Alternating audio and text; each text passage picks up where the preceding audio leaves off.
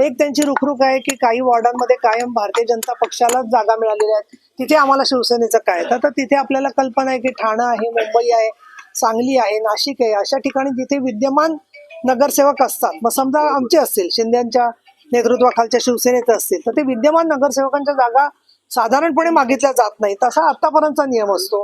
परंतु ती भावना कळण्याच्या एवढं त्यांच्या भावना खूप तीव्र होत्या.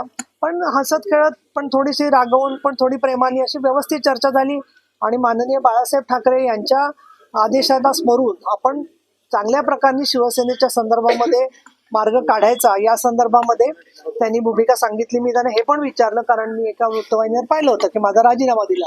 मी कसला राजीनामा द्यावा असं तुम्हाला वाटतं? त्याच्यावर त्यांनी सांगितलं आम्ही राजीनाम्याची मागणी वगैरे केली नाही. म्हणजे ठीक आहे, काय हरकत नाही. तर त्याच्यामुळे शहर अध्यक्षांच्या बद्दलच्या भावना त्यांनी माध्यमातून पोहोचवलेल्या आहेत. त्यांनी स्वतः ते भेटलेले आहेत माननीय शिंदे साहेबांना. निवडणुकीच्या आधी त्यांना बदला अशी त्यांनी अपेक्षा व्यक्त केली. तर मी त्यांना सांगितलं की बाबा ते शेवटी अंतिम निर्णय पक्षश्रेष्ठींचा असतो, पण साधारणपणे कुणालाही निवडणुकीच्या काळामध्ये अशा प्रकारचे निर्णय घेतले जात नाहीत.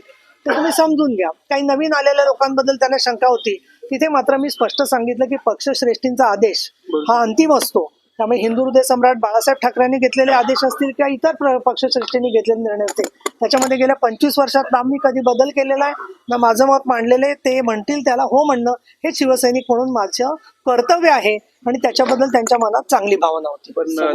जागा मिळत नाही, आता मला स्वतंत्रपणे शिवसेनेने लढावं या दृष्टिकोनातून पक्षाने निर्णय घ्यावा, त्याच्यावरती मी त्यांना सांगितलेलं आहे. आणि काल पण मी आपल्या पत्रकार परिषदेत सांगितलं होतं की अंतिम निर्णय जो आहे तो माननीय एकनाथजी शिंदे हे घेतील. मग तो निर्णय स्वतंत्र लढण्या किंवा युतीत लढण्याच्या बद्दलचा असेल. त्याचबरोबर उमेदवार कोण असतील याची सुद्धा आम्ही यादी त्यांच्याकडे आम्ही सादर केलेली आहे. पण नवीन लोक इच्छुक राहत आहेत, त्यामुळे तशी अपडेट करून यादी दिल्यानंतर योग्य त्या वेळेला निर्णय होईल. हे जी वस्तुस्थिती आहे ती त्यांना सांगितली समजावून. त्यांचे 2 म्हणणी होती, त्याच्यात काही त्यांचे आक्षेप होते शहर प्रमुखांबद्दल. दुसरं त्यांचं म्हणणं होतं काय चाललंय आम्हाला कळत नाहीये. माझ्या असंही लक्षात आलं की त्यांना माहिती जी आहे ती चुकीच्या पद्धतीने त्यांच्यापर्यंत पोहोचते. तर त्यांच्याबद्दल चांगल्या पद्धतीने समाधान झालं. आणि जात असताना त्यांना उलट मी सांगितलेलं आहे की आपल्याला पक्षाचा वरून जसा आदेश येईल की स्वतंत्रपणे लढण्याचा आदेश आला तर आपण तशा प्रकारे प्रत्येक वॉर्डात तयारी करण्यामध्ये तुम्ही सहभागी असणार आहात. त्याच्यामुळे हे काय एक व्यक्ती कोणी ठरवणार नाहीये. अंतिम निर्णय माननीय शिंदेसाहेब ठरवणार आहेत आणि शहराच्या शिफारसीनुसार ठरवणार आहेत असं त्यांना सांगितल्यानंतर मला असं वाटतं की त्यांनी ते ऐकले आहे. त्यांच्या मनावर काय परिणाम झालाय, पण ते अतिशय प्रेमाने आणखी चांगल्या प्रकारच्या वातावरणात गेलेले आहेत. मुळामध्ये काय आहे, आम्ही चौघांनी मिळून जी नावं काढली आहेत तर ती पक्षाकडे जी नावं आली त्यातलीच नावं आहेत. दुसरं माझ्यावरती नाराजी जास्त असेल एखाद्या, कारण माझ्यावर खूप प्रेम आहे. कारण मी प्रत्येक ठिकाणी त्यांच्या मदतीला धावून जाते आणि ते माझ्या मदतीला धावून येतात. म्हणजे त्यांच्या अपेक्षा असणं स्वाभाविक आहे.